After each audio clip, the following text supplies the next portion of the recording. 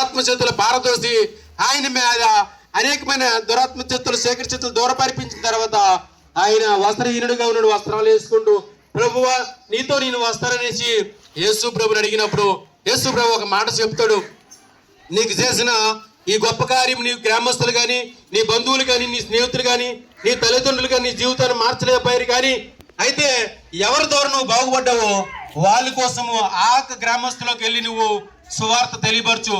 నా జీవితం ఇలాగుండేది కదా, మీకు అందరికీ తెలుసు కదా, రాత్రి టైంలో సమాధులను పడుకునేవాడు, నా ఊళ్ళల్లో గాయాలు చేసుకున్నాను, నాకు వస్త్రహీనుడిగా తిరిగేవాడు.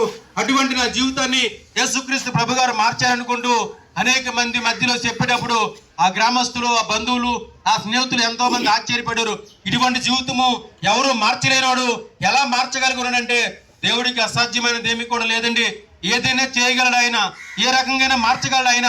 ఎందుకంటే మూర్ఖులు లాంటి, రౌడీలు లాంటి, మరి యూదులకి హింసించే అపోస్తలుడు పౌలుకి కూడాను ఈ యొక్క ధర్మశాస్త్రము మరి ఆ స్టీఫెన్ వాక్యం చెప్తున్నప్పుడు దేవుడి వాక్యము ఆ యూదులు హింసించేవాడే.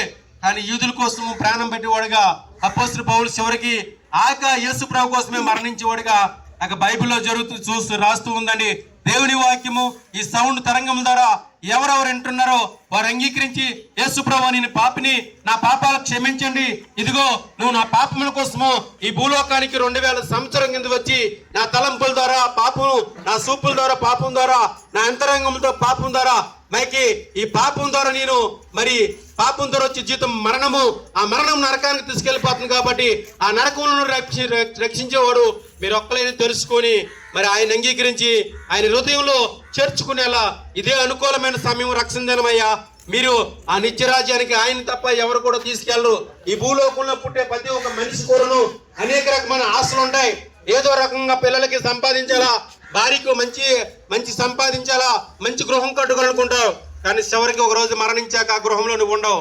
కానీ నీ జీవితం ఏంటి, ఎక్కడికి వెళ్తున్నావు? ఆశపడి, అనేక వేదన పడి, అనేకమైన కష్టపడి, మరి అనేకమైన చెమటూర్చి నువ్వు కష్టపడిన ఆ ఇంటిలో ఈ లోకంలో కూడా కష్టం తప్పదు. మరణించాక కూడా నరకంలో కూడా కష్టం తప్పదండి. ఏ వ్యాధికి వస్తేనే సరే, మరి సపోజ్ హాస్పిటల్కి వెళ్తే 1 నెల, 2 నెలలు, 3 నెలలు బయటికి రాగలరు. ఒక కొట్లాట్లో జైల్లోకి వెళ్తే 1 సంవత్సరమో 2 సంవత్సరాల్లో బయటికి రాగలరు. కానీ నరకమైన స్థలంకి వెళ్తే ఎప్పటికీ ఎన్నటికీ లోకం నుండి రాలేరండి. యుగములు అక్కడ ఉండిపోలా.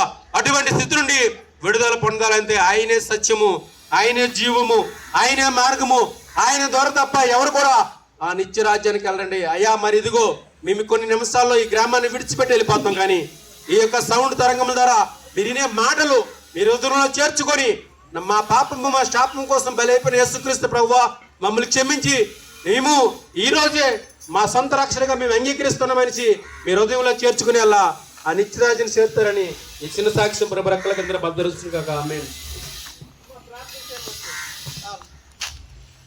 జాగ్రత్తగా ఆలకించండి. చెప్పేవారు ఒక 5-7 నిమిషాల్లోపు ముగించుకుంటే మనం త్వరగా ఈ గ్రామాన్ని పూర్తి చేస్తాం. మనం లేట్ అయిపోయాం కనుక చెప్పే వాళ్ళందరూ ఈ విషయాన్ని జ్ఞాపకం చేసుకోవాల్సిందిగా ప్రేమపూర్వకంగా మాట్లాడుతున్నాను.